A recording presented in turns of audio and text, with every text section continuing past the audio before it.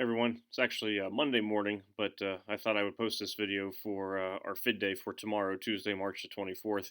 And actually, this will also be the same material for Thursday's FID day. So everything that I'm posting for Tuesday is going to be applicable to Thursday as well. There wouldn't be any additional assignments taking place that you'd have to worry about. Um, First and foremost, right now, the big thing is make sure for FID attendance that you're still completing it. Just because you completed the attendance link last week does not mean that that's taken care of for this week. So for both Tuesday and Thursday, please continue to check your attendance, mark that you are present for those FID days. Last night on Sunday, I posted a video going over the AP exam update. So if you haven't seen that posted video, it's on Google Classroom. I also sent out to you via Remind. I would take a look at that because it pretty much goes in-depth breakdown as to everything that would be going on for those AP exam updates.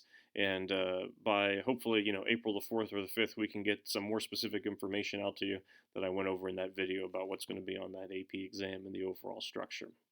Current assignments that are out. So the poetry quiz number 5 in the AP multiple choice project. Now FID day assignments are to be due by April the 3rd.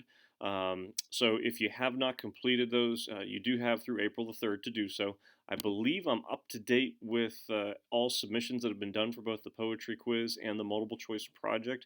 If you have not submitted either of those or one of them, it's designated as missing in PowerSchool, and that doesn't mean that a 0 is put in. It just simply means that I wanted to notify you in some form, some manner that I had not received it yet.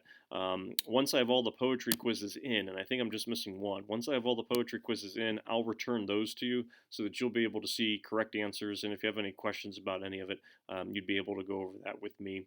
And then for your AP exam project, I simply just put some comments in and highlighted the score, but I put some comments into the template just so you could kind of see the feedback that I was giving you, the ideas that I was having. But overall, they were very impressive. I like the questions, I like the answers that people were coming up with. It was a good understanding of the multiple choice questions.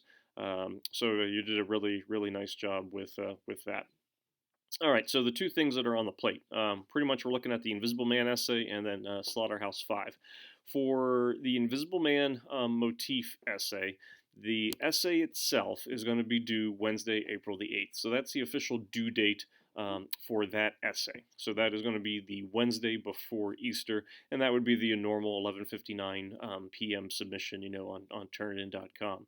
What I would like, and you can do this before April the 3rd, but no later than April the 3rd, the Friday before next Friday, is I posted a Google form brainstorm for you to complete for Invisible Man. And basically what it is it's worth 10 points, but it's not a quiz. So as you're typing in answers, it's not that I'm looking for a specific correct answer, but by me making it a quiz, it gives me the ability to provide feedback on it. It's almost like you just doing an outline of your essay. So it's me taking a look to see what your motifs are, motif or motifs, and then what examples, what evidence you want to use for your body paragraphs. And it does ask for the passages, the page numbers, and all that stuff. So you are getting credit for it.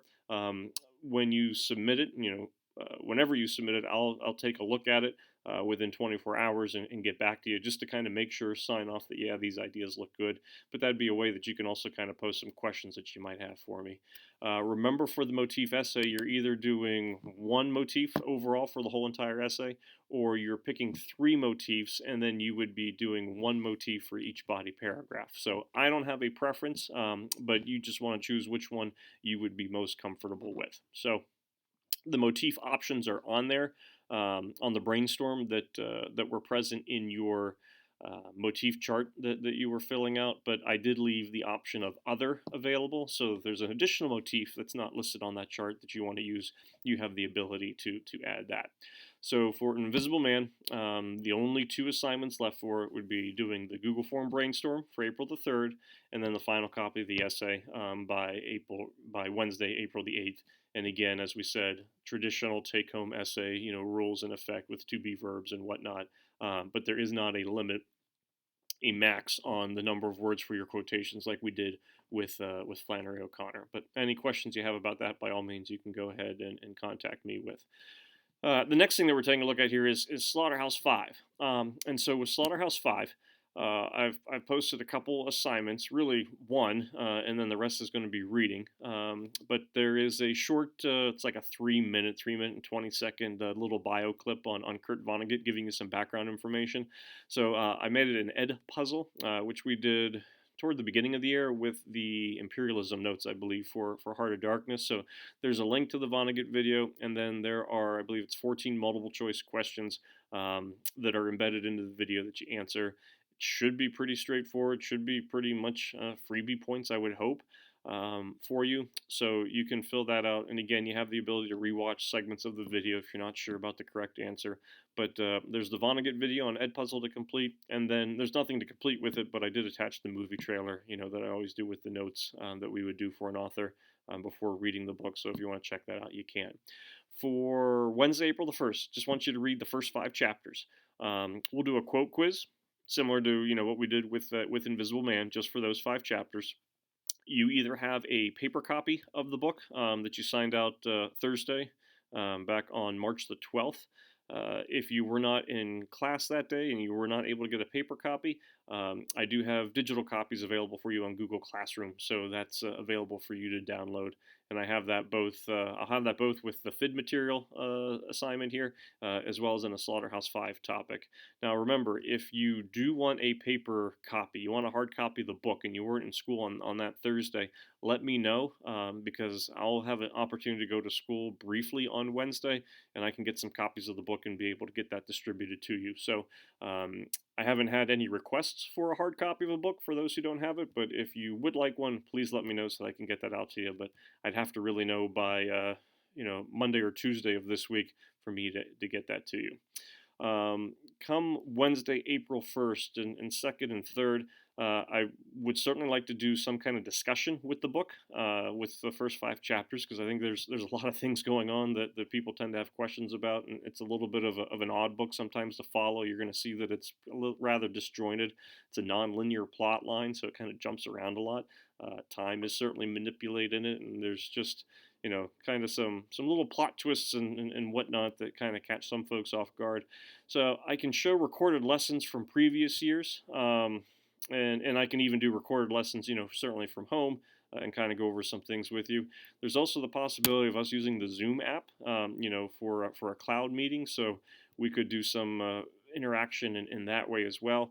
Or if you have any other suggestions as to a way to kind of go over some parts of the book, we can do that. I'm trying to avoid just simply doing the study guide questions because I don't think that's really going to be, too helpful for everyone. But I'd like to get some kind of interaction going on with discussion. So hopefully by Wednesday of next week, have some ideas in mind for that. Just so you have some pacing purposes, looking at reading chapters 1 to 5 for March the 1st, or excuse me, for Wednesday, April the 1st, and then would be reading the rest of the book, chapters 6 to 10, for Monday, April the 6th, and do a quote quiz for that as well. For Slaughterhouse 5, the first 5 chapters are a little bit longer than what would be going on in the next 5 chapters. So this one would be a little bit of a longer reading assignment than what the chapters 6 to 10 would be. When we're all said and done with the book, we're not going to do an essay assignment for it. We're just going to do a 45-point test, 45-point question. I'll give you a study guide of some things to kind of look over so that you're ready for that. But it'll be through Google Forms, so multiple choice, matching, true, false, that kind of thing. Right now, the scheduled date I'm thinking for this would be Thursday, April the 9th. What I was hoping to do was to have each class take the test, so it'd be designed to be a 40-minute test, or at least you shouldn't need more than 40 minutes to complete it. Doesn't mean it'll take you the whole time, but I was looking for each period to take the test during the normal testing time. And the reason for that is just a little bit kind of like a test security for it. So what would happen if you're in first period, I would set the test for you to take from 7:38 to 8:18, fourth period from 9:50 to 10:30, and then seventh period from 12:02 to 12:42. So again, this is for Thursday, April the 9th. So what I would like to happen is if you are unable to take the test for whatever reason during these times that are listed, or normal class time, please let me know in advance so that we can make some kind of arrangement. But rather than just having the test open available, for a 24-hour period or 48-hour period, I was hoping that we could, as a class, during those normal times that you'd be able to take the test at that point.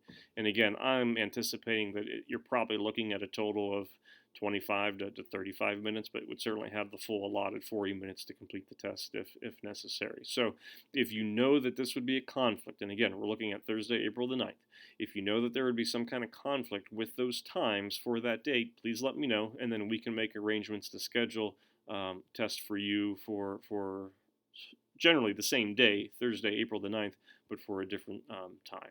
All right. If you have any questions, contact me.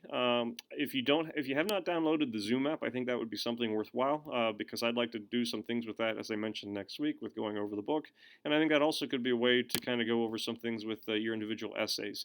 I will also post a essay template for Invisible Man that I'd like you to type in your Invisible Man essay with that Google template. With that Google Doc, so that if you're coming across any issues, I have access to the paper to certainly help you with it as soon as possible. If you've already started typing your essay, you can just copy and paste it then into that form, into that template, but I'll set that up for you as well. All right. If you think of anything, shoot me a question, but I don't think I'll need to post a video for Thursday of this week because this basically covers everything that's going to be happening for us for the next few days. As always, stay healthy, stay safe. I hope you're getting a chance to try to get outside every now and then, and looking forward to seeing everyone soon. Take care.